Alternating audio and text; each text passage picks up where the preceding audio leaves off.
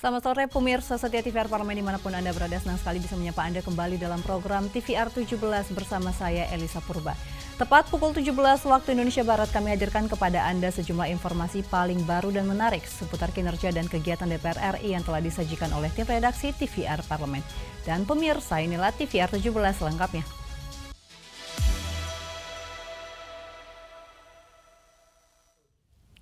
Anggota Komisi 11 DPR RI menilai Direktorat Jenderal Anggaran perlu merumuskan kebijakan untuk mendukung pengembangan hilirisasi, peningkatan nilai tambah produk dalam negeri, dan diversifikasi sumber pendapatan di sektor sumber daya alam.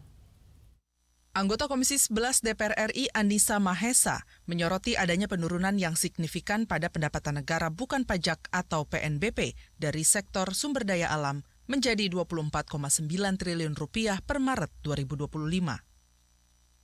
Anissa menyebut data dari Kementerian Keuangan menunjukkan adanya penurunan pada penerimaan PNBP sumber daya alam, khususnya terkait moderasi harga komoditas global dan penurunan volume lifting minyak dan gas. Menurut Anissa Mahesa, Direktorat Jenderal Anggaran perlu merumuskan kebijakan untuk mendukung pengembangan hilirisasi, peningkatan nilai tambah produk dalam negeri, dan diversifikasi sumber pendapatan di sektor sumber daya alam. DJA perlu memperkuat diversifikasi sumber penerimaan dalam sektor SDA dengan mengembangkan kebijakan yang mendukung hilirisasi dan peningkatan nilai tambah produk domestik. Optimalisasi digitalisasi sistem seperti Simbara juga perlu dan wajib dikawal secara ketat, termasuk integrasi dengan sistem pelaporan lintas instansi atau kementerian seperti SDK, LHK, Kemenkeu. Itu perlu ada integrasi untuk meningkatkan keakuratan dan kepatuhan atas kewajiban PNBP. Optimalisasi tersebut harus berupa peningkatan implementasi dan integrasi digitalisasi melalui Simbara yang kemudian harus dipercepat agar pengelolaan sumber daya alam menjadi lebih efisien, lebih transparan dan juga terintegrasi. Pentingnya optimalisasi dan pengawasan ketat pada sistem informasi mineral dan batubara antara kementerian lembaga atau Simbara untuk memastikan kebijakan fiskal dan pengolahan sumber daya alam berjalan sinergi dan berkelanjutan. Andini dan Kiki, TVR Parlemen, melaporkan. Kita beralih ke Komisi 3 DPR RI pemirsa yang menilai peredaran narkoba di lapas diorganisir oleh para pengedar besar dan oknum penegak hukum. Untuk itu perlu adanya penindakan khusus antar lembaga. Komisi 3 DPR RI mendesak Kepolisian Daerah dan Badan Nasional Narkotika Provinsi Jakarta menindak tegas seluruh kegiatan peredaran narkoba di masyarakat, terutama pengedar kelas kakap dan oknum aparat penegak hukum. Anggota Komisi 3 DPR RI Adang Darajatun menyayangkan tingginya peredaran narkoba di lembaga pemasyarakatan. Peredaran narkoba di lapas diorganisir oleh para pengedar besar dan oknum penegak hukum. Untuk itu perlu adanya penindakan khusus melalui koordinasi kepolisian, kejaksaan, hingga kementerian terkait. Jadi titipan kita, terutama untuk Polda Metro dan jajarannya, tolong tidak usah ada ragu-ragu dalam melakukan suatu penegakan hukum. Karena bagaimanapun juga kita dari DPR mendukung segala kegiatan yang dilakukan oleh Polda Metro, termasuk juga proses di pengadilan yang dilakukan oleh jaksa, adanya kegiatan-kegiatan atau penyelesaian restoratif, terutama kepada para pengguna, anak-anak kita yang tidak mengerti tentang hal berhubungan dengan narkotik, dilakukan suatu proses restoratif. Juga kepada BNN DKI, daerah-daerah yang menjadi pusat-pusat bahayanya narkotik sudah dipetakan, dan itu menjadi perhatian dan kita akan mendorong bisa menyelesaikan masalah tersebut. Dalam rentang waktu Februari hingga April 2025, Polda Metro Jaya telah berhasil mengungkap 1.566 kasus dan mengamankan 2.038 tersangka, serta menyita barang bukti narkotika dengan total berat 315 kg. Hilman Hidayat, TVR Parlemen, melaporkan. Masih dari Komisi 3 DPR RI pemirsa yang menegaskan pihaknya akan mengawal persoalan P3 SRS The Bellevue Radio Dalam dan para pemilik unit kondotel melalui pengawasan terhadap mitra Komisi 3 DPR RI yakni aparat kepolisian.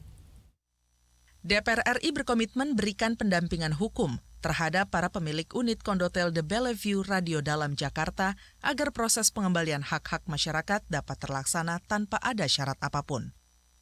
Anggota DPR RI Firman Subagio menjelaskan, kedatangan Perhimpunan Pemilik dan Penghuni Satuan Rumah Susun atau P3SRS, The Bellevue Radio Dalam dan para pemilik unit kondotel dalam rangka memohon perlindungan hukum terhadap persoalan yang mereka hadapi. Hari ini kami dari DPR menerima perwakilan pengurus dari P3RS Bellevue Radio Dalam yang menyampaikan aspirasi dan pengaduan kepada wakilnya bahwa terjadi sengketa yaitu terkait masa kepemilikan di mana hak-hak daripada masyarakat sebagai pemilik unit yang sudah secara hukum itu sah sebagai hak pemilik dan kemudian selama 10 tahun ini dilakukan kontrak kerjasama profit sharing dan sudah habis. Namun sampai sekarang ini dari developer itu belum menyerahkan secara menyeluruh dan juga belum menyerahkan izin-izin sebagaimana ketentuan yang diatur dalam undang-undang. Sementara itu, anggota Komisi 3 DPR RI Abraham Srijaya menegaskan pihaknya akan mengawal persoalan tersebut melalui pengawasan terhadap mitra Komisi 3 DPR RI, yaitu aparat kepolisian, agar permasalahan dapat diselesaikan dengan adil. Kepada teman-teman yang sudah hadir hari ini untuk di DPR, kami sebagai wakil rakyat akan mengawal dari kinerja aparat penegak hukum agar teman-teman dari P3SRS ini mendapatkan hak-haknya. Rifki Makdudi, TVR Parlemen melaporkan.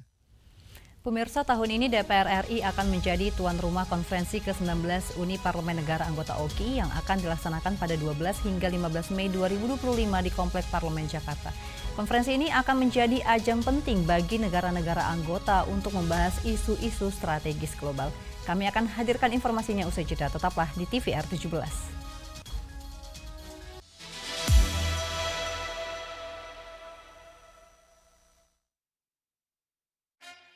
Yuk kita kenalan dengan anggota DPR RI periode tahun ini. Dari depan kursi, di balik kursi. Gini, di balik kursi. Aku ingin menjadi sesuatu yang mungkin bisa kau rindu. Acap kahiji, rukun sakabehna. Gitulah pokok nama. Semakin penasaran kan bagaimana kiprah karir politiknya? Hanya di TVR Parlemen.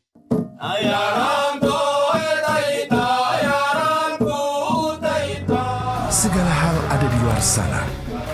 Lalui rintangan, terus bergerak, maju menembus batas.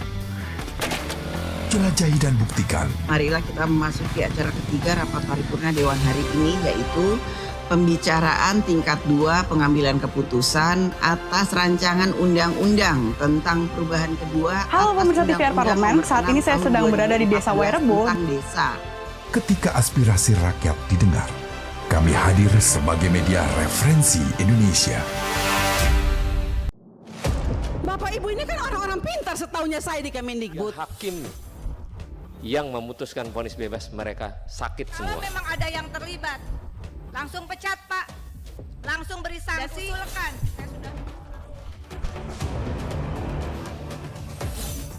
Saksikan dari ruang sidang hanya di TVR Parlemen.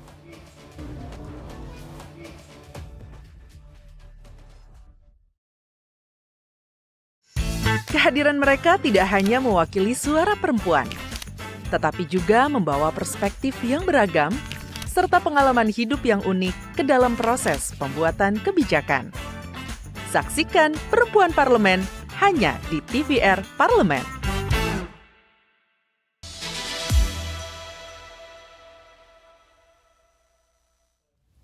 Anda kembali menyaksikan TVR 17 pemirsa, dengan semangat mempererat solidaritas negara-negara Islam dan menghadirkan solusi atas tantangan global. DPR RI siap menjadikan konferensi PUIC ke-19 sebagai forum strategis. Seperti apa persiapan penyelenggaraan PUIC ke-19 di DPR RI ini? Simak liputan mendalam berikut yang telah disajikan oleh tim redaksi TVR Parlemen dalam segmen Lensa Parlemen untuk Anda.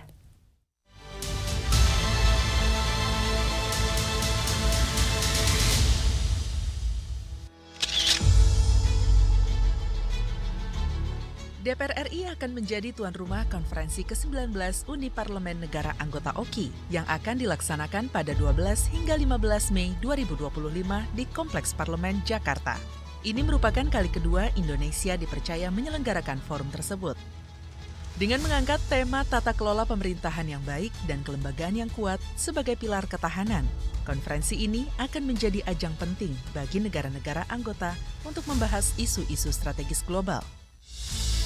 Ketua Badan Kerjasama Antar Parlemen BKSAP DPR RI menekankan, konferensi PUIC tahun ini akan menitik beratkan pada 3 fokus utama, mempromosikan perdamaian dan harmoni di antara negara anggota, memperkuat kerjasama ekonomi, sosial dan budaya, serta membahas isu-isu khusus, terutama dukungan terhadap Palestina dalam situasi konflik yang sedang berlangsung.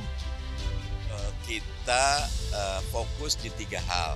Yang pertama, bagaimana promoting peace, harmony among OIC member states. Nah, yang kedua, cooperation and collaboration. Yang ketiga, ada masalah khusus tentang Palestina. Yang Palestina ini yang kita akan fokus untuk punya satu kesepakatan. Dalam pelaksanaannya nanti, Forum PUIC ke-19 akan mencakup sidang pleno, pertemuan komite tetap, forum perempuan parlemen, serta diskusi tentang inovasi legislatif, tata kelola digital, dan partisipasi inklusif. Sekretaris Jenderal DPR RI memastikan aspek persiapan telah mencapai 100%. Koordinasi juga telah dilakukan secara intensif dengan berbagai instansi, lembaga terkait, dan Kementerian Luar Negeri. Ya, ini kan ada 2 ya, untuk substansi melibatkan Badan Kerjasama Antar Parlemen. Jadi itu sudah dirumuskan poin-poin apa saja, semua sudah disiapkan. Nah, kemudian berkaitan teknis tentu ini menjadi tanggung jawab Sekretariat Jenderal yang mengkoordinasikannya dengan berbagai instansi ya, dengan semua stakeholder yang terlibat nanti. Dengan semangat mempererat solidaritas negara-negara Islam dan menghadirkan solusi atas tantangan global, DPR RI siap menjadikan konferensi PUIC ke-19 sebagai forum strategis dalam memperkuat diplomasi parlemen, serta memperjuangkan nilai-nilai keadilan, perdamaian, dan kesejahteraan.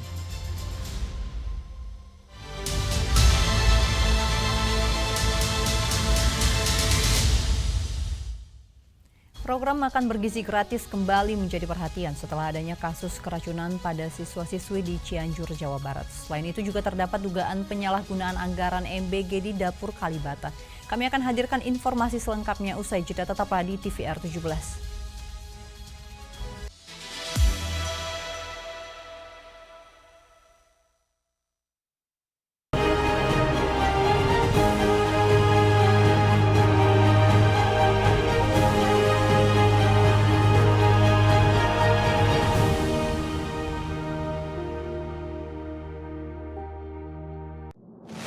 Bapak Ibu ini kan orang-orang pintar setaunya saya di Kemendikbud. Ya, hakim yang memutuskan vonis bebas mereka sakit semua. Kalau memang ada yang terlibat, langsung pecat Pak, langsung beri sanksi. Dan usulkan.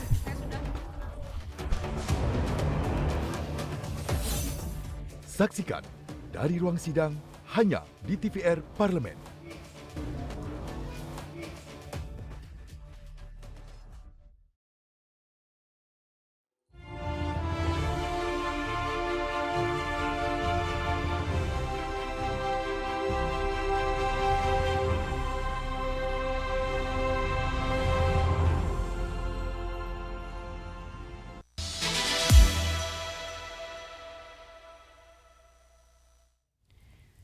Pemirsa, DPR RI menilai perlu dilakukan evaluasi kritis terhadap pelaksanaan makan bergizi gratis, baik dari sisi perencanaan, implementasi, dan juga transparansi dalam setiap tahapan prosesnya. Dan untuk selengkapnya, berikut laporan dari rekan kami Alfat Rizky dari Gedung DPR RI Senayan, Jakarta. Silakan Alfat.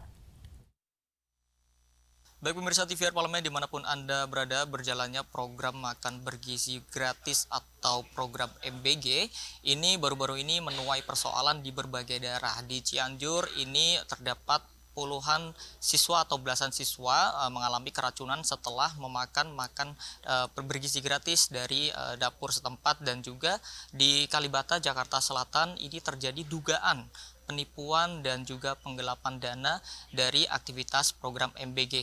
Lalu apa nih tanggapan dari legislator menanggapi berjalannya program MBG sejauh ini? Sudah bersama saya pemirsa, ini Ketua BAM DPR RI yang juga anggota Komisi 9 DPR RI dari fraksi PKS untuk daerah pemilihan Jawa Barat 8, Ibu Neti Prasetyani.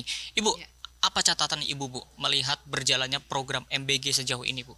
Ya, tentu saja secara pribadi dan juga atas nama fraksi PKS, sebetulnya kita mengapresiasi ya program makan bergizi gratis ini. Namun dengan berbagai kejadian keracunan, kemudian telat bayar, tentu kita meminta kepada BGN sebagai pengelola harus berani melakukan evaluasi secara menyeluruh dari hulu ke hilir. Jangan sampai programnya bagus, tujuannya mulia, menyiapkan SDM yang sehat, unggul, dan berdaya saing, tapi kemudian tata kelolanya buruk, begitu ya. Nah, ini yang menurut saya menjadi catatan penting, bahwa keberanian untuk mengevaluasi dari hulu ke hilir harus dilakukan, seperti itu. Baik, apakah sejauh ini sudah berdasarkan dari kunjungan Ibu di BAM maupun di Komisi 9 kan sudah beberapa kali meninjau MBG, Bu ya. Apakah sudah ada evaluasi terkait dengan standar mutu kualitas makanan yang sudah dilakukan oleh BGN, Bu? Ya, tentu saja jika kita melihat dari beberapa lokasi dapur ya SPPG yang saya kunjungi bersama teman-teman Badan Aspirasi Masyarakat, memang BGN ini mengembangkan dua skema. Yang pertama skema kemitraan, yang kedua skema yang memang dijalankan oleh BGN itu sendiri. Namun menurut saya ketika kita mengembangkan dua skema ini, maka BGN harus melihat mana pola yang lebih pas ya untuk sebuah daerah dengan sasaran yang besar ya, seperti yang saya lihat di Purwakarta misalnya. Ini akan sangat efektif jika dikelola oleh kemitraan, yayasan yang memang sudah terbiasa melayani santri dalam jumlah besar, yayasan yang memiliki murid dan peserta didik dalam jumlah besar, sehingga mereka sudah terbiasa memasak dalam jumlah besar, kemudian juga sudah mengutamakan kualitas, standar mutu begitu ya, dan keamanan pangan. Nah, jadi kasus-kasus keracunan ini nampaknya bisa diminimalisasi. Kenapa? Karena mereka sudah terbiasa mengelola penyediaan makanan, penyelenggaraan kegiatan dalam jumlah besar ya. Nah, itu yang pertama. Yang kedua, jika kemudian dilakukan oleh BGN itu sendiri, maka yang harus dilakukan adalah pengawasan. Jadi kalau kemudian kita bicara skemanya adalah pengelolaan yang dilakukan oleh BGN, maka pengawasan internal ini harus dilakukan. Oke, Bu, terakhir Bu, terkait dengan proyek makan bergizi atau program makan bergizi gratis ini kan bukan program yang bagus sekali, Bu. Kira-kira siapa yang berhak mengawasi ini sebetulnya dari siapa saja, Bu? Ya, tentu saja program makan bergizi gratis ini kan menjadi tanggung jawab kita semua ya. Mulai dari BGN, kemudian pemerintah daerah, SPPG ya, pengelola dapurnya, dan masyarakat itu sendiri, termasuk masyarakat di dalamnya adalah orang tua. Ya, orang tua yang kemudian menerima laporan dari anaknya atau kemudian komite sekolah, semuanya berhak memberikan masukan, memberikan catatan agar program yang tujuannya mulia, tujuannya bagus ini tetap bisa dilakukan dengan peningkatan kualitas penyelenggaraan ya. Jadi itu yang menjadi kata kuncinya, keberanian mengevaluasi dari hulu ke hilir dan juga pengawasan dari berbagai pihak. Dan Ibu akan menyampaikan juga ke BGN nanti, Bu ya? Tentu saja dalam masa persidangan ini ada agenda rapat bersama Badan Gizi Nasional, catatan-catatan tadi akan kita sampaikan dalam rangka perbaikan. Baik. Terima kasih Ibu Neti Prasetyani selaku Ketua BAM dan juga selaku anggota Komisi 9 DPR RI, di mana tadi Ibu Neti Prasetyani menyampaikan komitmennya untuk terus mengawal program MBG ini dan juga akan menyampaikan langsung kepada pihak yang berwenang untuk menangani program MBG ini, yaitu dari Badan Gizi Nasional atau BGN, dan juga diharapkan ke depannya program MBG ini, program yang baik ini dapat berjalan sesuai yang diinginkan dan juga aman di saat dikonsumsi oleh masyarakat. Dan tentunya pemirsa, itu tadi laporan saya langsung dari ruang sidang Komisi 9 DPR RI. Saya Alfat Rizky kembali ke studio. Terima kasih rekan Alfat, dan selanjutnya pemirsa, apa saja yang menjadi sorotan di media online nasional pada hari ini? Usai jeda kami hadirkan, tetaplah di TVR 17.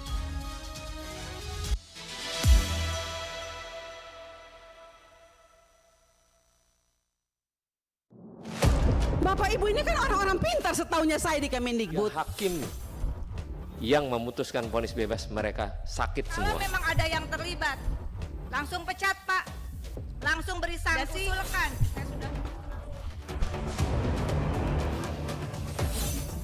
Saksikan dari ruang sidang hanya di TVR Parlemen.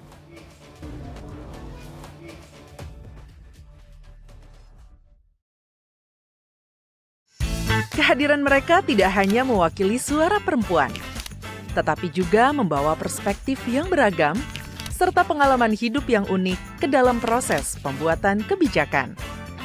Saksikan Perempuan Parlemen hanya di TVR Parlemen. Yuk kita kenalan dengan anggota DPR RI periode tahun ini. Dari depan kursi, di balik kursi. Gini, di balik kursi. Aku ingin menjadi sesuatu yang mungkin bisa kau rindu. Tetap kahiji, rukun sakabehna. Itulah pokok nama. Semakin penasaran kan bagaimana kiprah karir politiknya? Hanya di TVR Parlemen.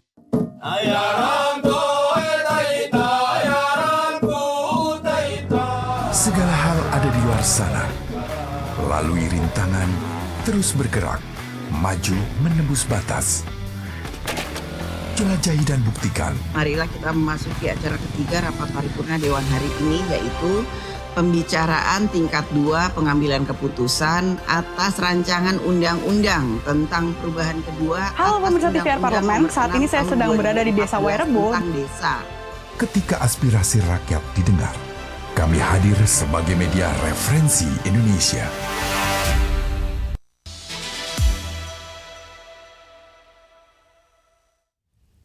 Anda kembali menyaksikan TVR 17 pemirsa, dan kali ini kita masuk ke segmen media online nasional. Mari kita simak isu apa saja yang menjadi sorotan media serta tanggapan dari sejumlah anggota Dewan. Bersama rekan kami Rini Reski.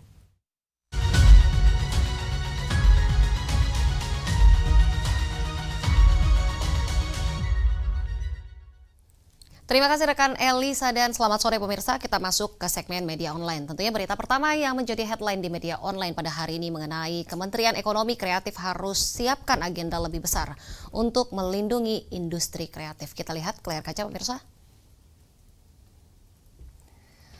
Tentunya di media di sini disebutkan di tengah pesatnya pertumbuhan industri kreatif di Indonesia, anggota Komisi 7 DPR RI yaitu Novita Hardini mendesak Kementerian Ekonomi Kreatif ambil peran dalam pengelolaan dan juga perlindungan karya-karya kreatif anak bangsa. Tentunya pemirsa, negara penting untuk hadir sebagai fasilitator utama dalam ekosistem ekonomi kreatif, mulai dari publishing dan buku, musik, film, gym, hingga karya digital para konten kreator. Dan juga pemirsa, permasalahan ini tentunya bukan sekedar hal teknis, namun mencerminkan absennya kerangka regulasi yang berpihak pada ekosistem kreatif. Dan juga pemirsa, jika dibandingkan dengan negara lain, Indonesia masih lemah dalam kontribusi melalui lembaga manajemen kolektif terhadap pendapatan negara.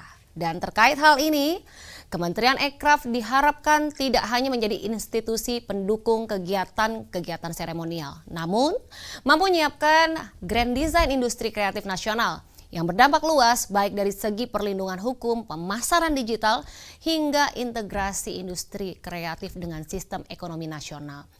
Dan di sini Komisi 7 DPR RI akan terus mengawal peran Kementerian Ekraf agar mampu menjadi penggerak utama ekonomi kreatif yang berkeadilan, inklusif, dan juga berpihak pada pelaku industri dalam negeri. Kita beralih ke berita selanjutnya yang juga menjadi headline di media online pada hari ini. Mengenai 7 juta orang yang menganggur. Di sini Ketua DPR RI yaitu Puan Maharani meminta pemerintah harus memberi perhatian yang sangat serius. Kita lihat kembali ke layar kaca. Dan di sini pemirsa disebutkan Ketua DPR RI yaitu Dr. Honoris Causa Puan Maharani tentunya menyoroti peningkatan jumlah pengangguran di Indonesia yang mencapai 7 juta orang per Februari 2025 berdasarkan data Badan Pusat Statistik. Terkait hal ini pemirsa, Komisi 9 DPR RI mendorong untuk melakukan pengawasan terhadap langkah-langkah yang dilakukan pemerintah, khususnya Kementerian Ketenagakerjaan dalam mengatasi masalah pengangguran yang masih menjadi momok di Indonesia ini. Dan di sini, pemerintah diminta memberi perhatian serius mengenai jumlah pengangguran yang melonjak. DPR RI juga akan mengawal dan mengawasi tindak lanjut pemerintah terhadap data terbaru BPS mengenai angka pengangguran yang meningkat di Indonesia. Baik, itu tadi headline di media online pada hari ini. Yang saya sampaikan terkait dengan Kementerian Ekonomi Kreatif harus menyiapkan agenda lebih besar untuk melindungi industri kreatif serta 7 juta orang yang menganggur. Di sini Ketua DPR RI meminta pemerintah harus memberi perhatian yang sangat serius. Sekian dari saya Rini Reski, kembali ke rekan Elisa. Terima kasih pemirsa, selamat sore.